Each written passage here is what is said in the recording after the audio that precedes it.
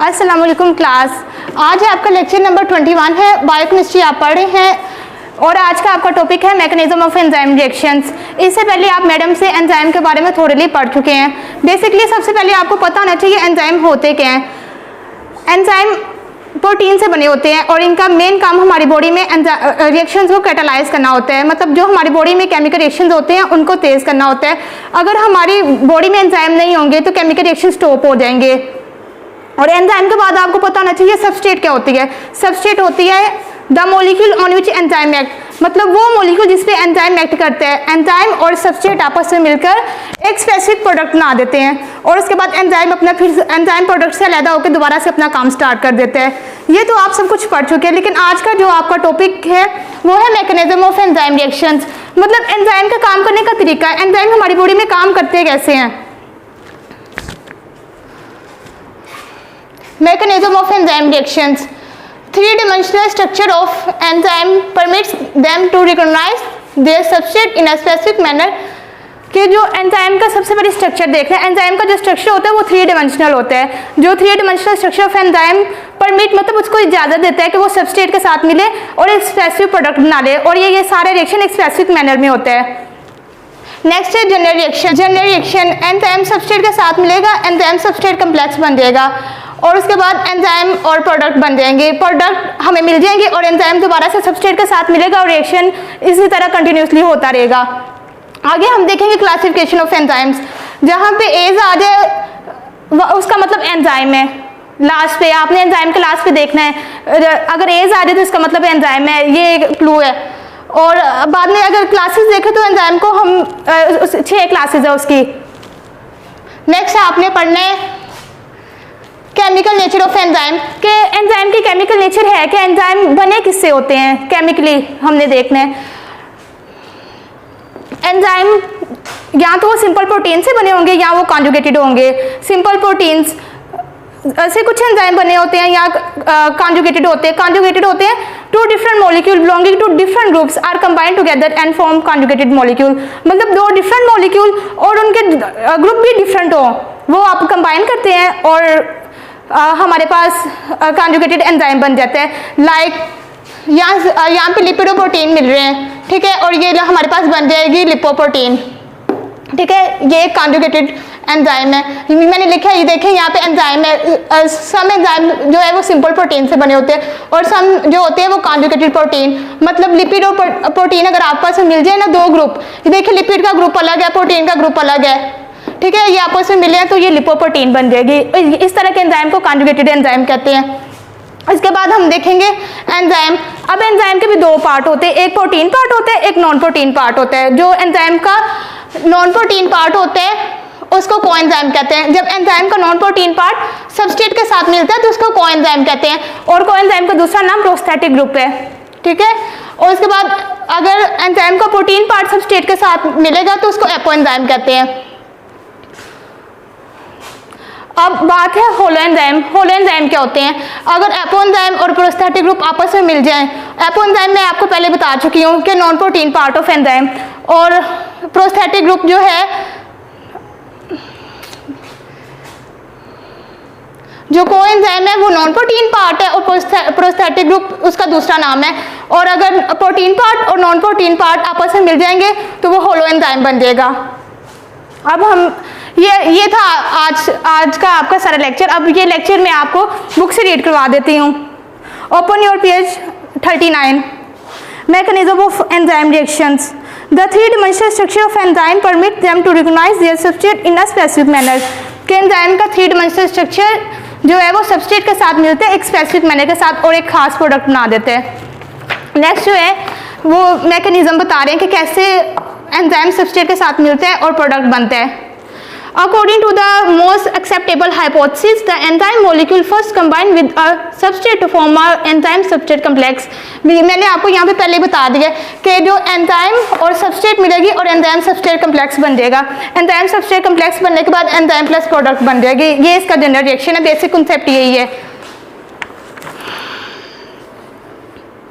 To form an enzyme substrate complex which further dissociate to form a product and enzyme back. Specific product बन जाएगी और enzyme back हो जाएगा। Enzyme one dissociated from the complex is free to combine with another molecule of enzyme and form product in a similar way. किसी तरह जो enzyme है वो प्रोडक्ट बनाने के बाद अलग हो जाएगा और दूसरे सबस्ट्रेट के साथ मिलेगा और रिएक्शन कंटिन्यूसली होता रहेगा. ये जनरल रिएक्शन मैं पहले बता चुकी हूँ, enzyme plus substrate, enzyme substrate complex, enzyme product और एंजाइम प्लस प्रोडक्ट. आगे है केमिकल नेचर ऑफ एंजाइम के एंजाइम केमिकली बने किससे होते हैं, इनकी नेचर क्या है. In general with the exception of ribozymes which are few RNA molecule with enzymatic activity, all the enzymes are either pure protein. सारे एंजाइम प्रोटीन्स के बने होते हैं लेकिन फ्यू एक्सेप्शंस भी हमारे पास है. जो राइबोजाइम्स होते हैं ये RNA से बने होते हैं, सिर्फ ये एक्सेप्शन है, बाकी सारे प्रोटीन्स के बने होते हैं. Are essential component conjugated protein, मैं आपको पहले बता चुकी, कुछ एंजाइम कॉन्जुगेटेड होते हैं, वो प्रोटीन या लिपिड इस तरह दो ग्रुप इकट्ठे हो सकते हैं, कॉन्जुगेटेड उनको कहते हैं, और कुछ सिंपल प्रोटीन्स के बने होते हैं, या वो राइबोजाइम्स होंगे, या कुछ होते हैं जो RNA से बने होते हैं और फंक्शन इनका सेम ही होता है कि रिएक्शन को कैटालाइज करना, बस इनकी नेचर डिफरेंट होगी. Few enzymes are simple protein while some are conjugated protein, के कुछ एंजाइम सिर्फ सिंपल प्रोटीन्स होंगे लेकिन कुछ कॉन्जुगेटेड प्रोटीन होंगे. In such enzymes conjugated protein the non protein part is called prosthetic group और कोएंजाइम, के जो एंजाइम का नॉन प्रोटीन पार्ट होगा उसको हम प्रोस्थेटिक ग्रुप बोलेंगे या कोएंजाइम बोलेंगे, जबकि एंजाइम का जो प्रोटीन पार्ट होगा उसको हम एपोएंजाइम बोलेंगे. The complete structure of apoenzyme and prosthetic group is called holoenzyme. Apoenzyme और प्रोस्थेटिक ग्रुप को हम होलोएंजाइम बोलेंगे, मतलब प्रोटीन और नॉन प्रोटीन पार्ट मिलके होलोएंजाइम बना देते हैं. Certain enzymes with only one polypeptide chain in their structure are called monomeric enzyme. Next हम एंजाइम की क्लासिफिकेशन कर रहे हैं on the basis of their chemical nature, मतलब वो कितनी प्रोटीन्स के साथ मिले हैं, मिल के बने हैं. अगर एंजाइम बने हैं सिर्फ एक ही प्रोटीन के साथ, एक पॉलीपेप्टाइड चेन, प्रोटीन्स होते हैं और अमाइनो एसिड होते हैं, और जब प्रोटीन्स आपस में मिलती है तो पॉलीपेप्टाइड चेन्स बन जाती हैं. और अगर एक ही पॉलीपेप्टाइड चेन होगी तो उसको मोनोमेरिक एंजाइम कहते हैं. जैसे ribonuclease, several enzyme possess more than one polypeptide chain are called oligomeric enzyme. कुछ एंजाइम जो होते हैं जो एक ही पॉलीपेप्टाइड चेन से बने होंगे उसको आइसोमेरिक एंजाइम कहते हैं, और जो एक से ज़्यादा पॉलीपेप्टाइड चेन से बने होंगे उसको कहते हैं ओलिगोमेरिक एंजाइम. एग्जाम्पल है लैक्टेट डिहाइड्रोजिनेज. नेक्स्ट है पॉलीपेप्टाइड होती क्या है. मैंने आपको बताया कि polypeptide condensation of amino acid that form a protein molecule. Amino acid मिलकर प्रोटीन बनाते हैं, प्रोटीन मिलकर पॉलीपेप्टाइड चेन्स बनाती हैं. और a simple molecule consisting of 3 or more amino acid link together by peptide bond. Amino acid होते हैं, amino acid protein बनाते हैं, प्रोटीन पॉलीपेप्टाइड चेन बनाती है, और पॉलीपेप्टाइड जो लिंक होते हैं वो CN बॉन्ड मतलब पेप्टाइड बॉन्ड से लिंक होते हैं. आगे नेक्स्ट है coenzyme. Certain enzymes require a specific thermostable low molecular weight non-protein organic substances called coenzyme. कि certain enzyme को thermostable मतलब heat sensitive उनका low molecular weight होना चाहिए, non-protein organic substances called coenzyme. ये इसकी definition है coenzyme की. A coenzyme may bind covalently or non-covalently to the apoenzyme. Covalently मतलब tightly.